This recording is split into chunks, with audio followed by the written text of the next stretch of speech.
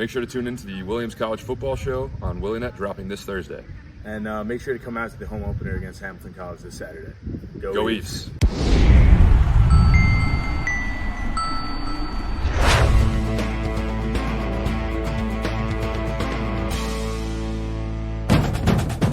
Come all ye sons of Williams, sing as we march down the field. Cheer till the hills and valleys ring, with never a thought to yield. We'll back the team in every game, with them in every play.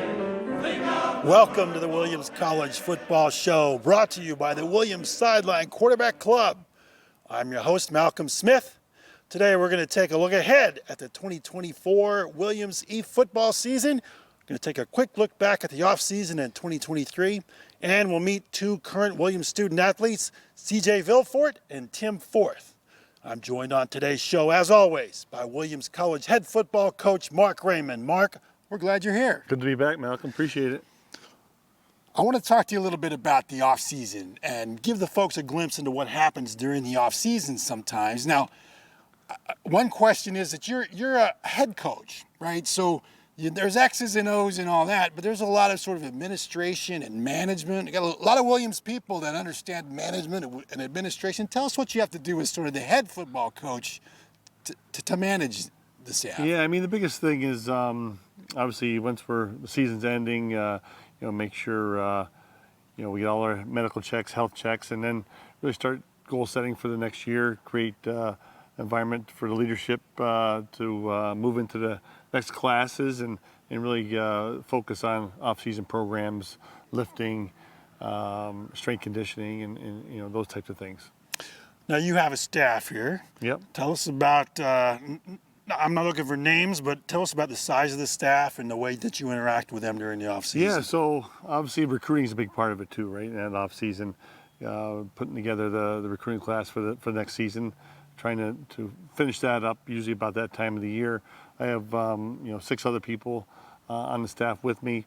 They're all responsible for a certain recruiting area and their position. So kind of full steam ahead trying to get that done.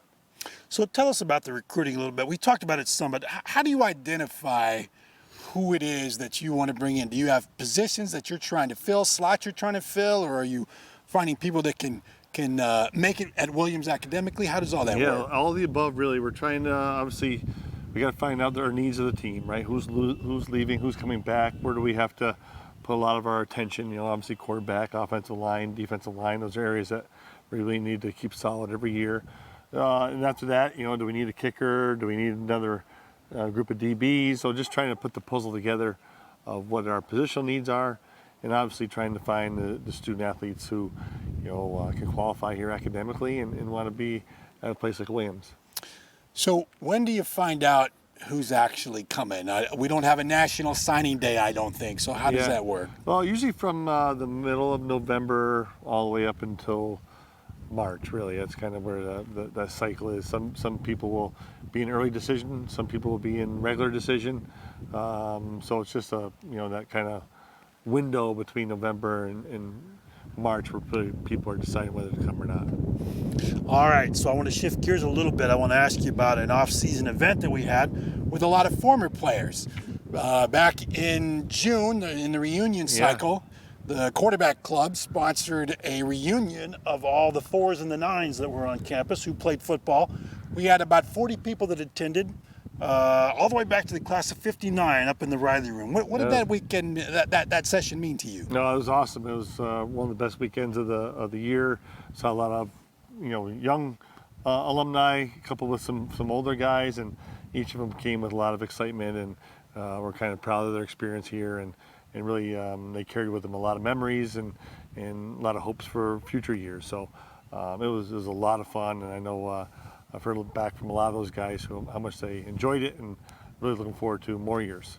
The club plans to do that every year from now on, so hopefully there'll be lots more football reunions going forward. Now, we had a little bit of a celebrity in that crew. Dave Clausen, class of '89, the current head coach at Wake Forest. He's a friend of the program. Yeah, absolutely. It's great to see him. He spent some time up here this summer, which was great. Was able to, really pick his brain and get some really new ideas from him. Obviously, he's an unbelievable, successful coach, one of the best in the country, and it was a real honor for me to be able to share some time with him. So if Coach Clausen has a good year this year, is he going to give you the credit you deserve? I don't know about that, but certainly I will take his advice, that's for sure. He's a real asset, and we're grateful for everything that he does for the program. Let's talk about 2023 a little bit. In the NESCAC, the two best teams were Middlebury and Trinity. Yep. They both went 8-1. Are they still top of the pack this year? Well, I mess you're the champion, and until you're not. But they're always good. Those programs are great, steady, consistent programs. So they will be tough again. But obviously, there's other people out there, starting with Hamilton, that will be just as challenging. Every game matters. Last year, a little bit disappointing. At 3-6, Yeah. You never use it as an excuse. We had a tremendous number of injuries like I've never seen. And maybe some disappointments, some things that just didn't break our way.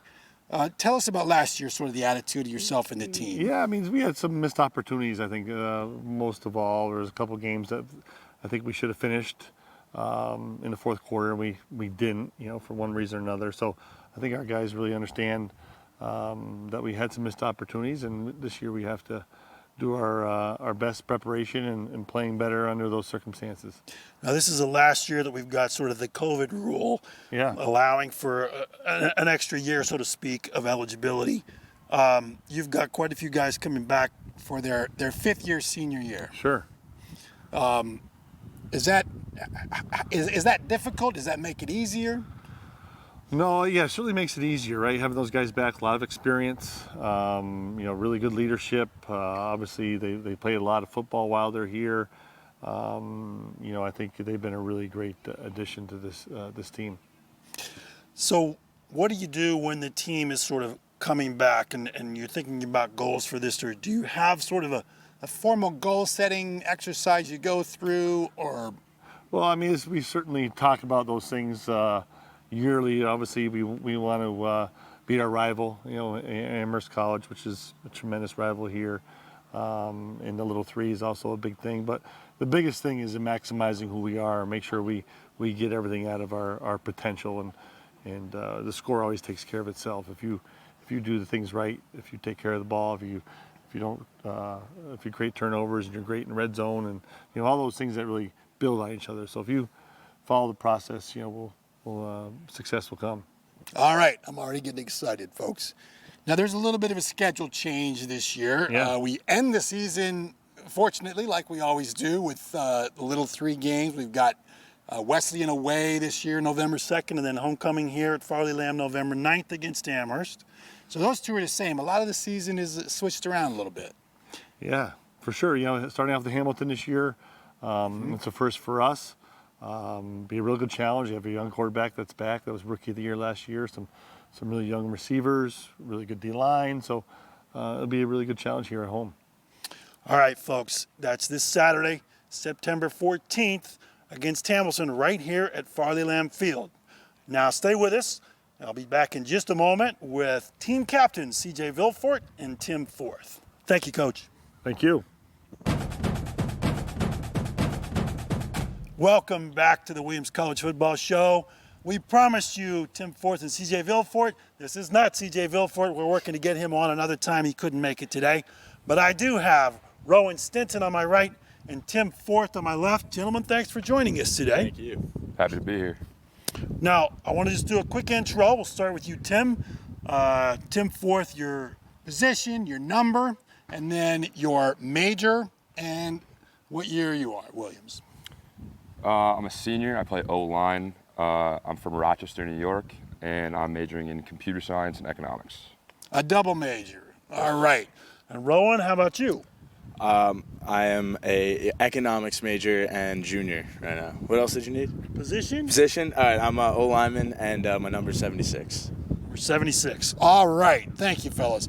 We're going to let the folks get to know you a little bit with some quick lightning questions, all right? Let's hear it. Rowan, we'll start with you. Dogs or cats? Which do you prefer? Definitely dogs. He's a dog guy. How about you, Tim? Man's best friend, dogs all the way. Dogs it is. Your shoe brand. New Balance. I'm a Nike fan. New Balance and Nike. A little controversy there, folks. Now let's get a little bit more hip. Your go-to social media, Rowan. Probably say Instagram Reels. Yeah, they're a lot of fun. Do you post? No, I don't. So you're just a viewer. Yeah, just a viewer. All right, Tim, your go-to social media. Also Instagram Reels. I'll have to add that 80% of Reels on Instagram are liked by Rowan Stenson. That's an interesting statistic you can find on the web. So if you want to test it out for yourself, go ahead. Easy to please, huh? Yep. All right. Let's get on campus now. The semester's just starting, but it's you guys. You're a senior. You're a junior. You've been around. You should know where the best study spot is on campus. Tim, why don't we start with you this time? The best study spot. I like Wackenheim a lot. It's got AC, brand new building, a lot of open spaces. The WAC. How about you, Rowan?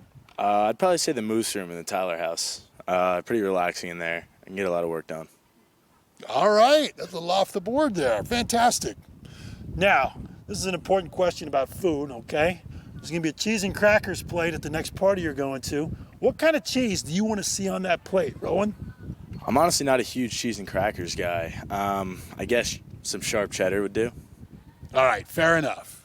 If we're talking sliced cheese, definitely pepper jack. But if you want to dip, probably peppadew. All right, now we're getting somewhere. Peppadew.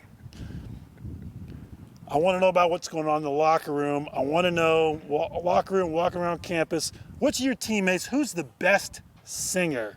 Who's the best singer, Rowan? Oh, easily Anthony Scala. Definitely. Scala. I got to go with Jean-Luc Beaubien on this one. If you can hear his rendition of Guantanamera, his favorite song, you'll definitely be blown away. Sounds like we need to get Beaubien on this show. Always need Definitely. to. All right. Thank you, fellas. Let's talk a little bit about last season. I want to sort of ask you what is the most memorable, maybe a memorable moment or a memorable impression from last season. And Tim, we'll start with you this time. Last season, memorable. I'll probably go to the off-season on this one. Obviously, we didn't have a great season where we wanted to be last year. But I think over the off-season really came together as a team. We had a lot of early morning and very late lists that a lot of people didn't like, but it brought people the grit together. And I think that's really going to show this season. So you'll get to see that out there. Terrific. Rowan, how about you? Yeah, I'd also definitely go with the off-season, the 7 a.m. lifts like Tim mentioned that he set up.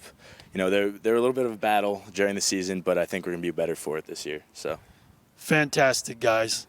Let me ask you about that, Tim. So during the off season, was it hard to get everybody showing up at 7 a.m.? How hard was that? Did you have to enlist other guys to help? What'd you do? You know, it's a difficult question. I think a lot of people didn't like waking up that early, but people would complain, but everyone was always there. I think that's a testament to our team. They're going to come out here, they're going to do their jobs, and we can rely on people to do that. Now, you're a fifth-year senior, so to speak. You came back. You took last spring off, and you're here this fall. You're sort of the last of the COVID class. That was your freshman year that COVID. Tell us about that, if you can put it in perspective now. And what did COVID do, do you think, to your college career? Obviously, COVID was awful. Everyone could agree to that. Spent 14 days, first time on campus, alone in the room, masks outside. So obviously it was really difficult to meet people. And I think my class, the 9 guys who came back, are closer than ever because of that, because we were the only people that we could really meet. So I think in terms of what it did to my college career is that it just gave me 9 best friends and more, those who've graduated. But yeah, I think it really brought us closer, even though it was trying to bring us apart. And Rowan, you were in, 8th grade, 9th grade when COVID hit? Tell us about that. yeah, I think I was a sophomore when it first started. Yeah, no fun. You know, I think I had my junior season moved to the spring, so only got to play about 6 games, which that's never good when they shorten football. So, yeah, just can't.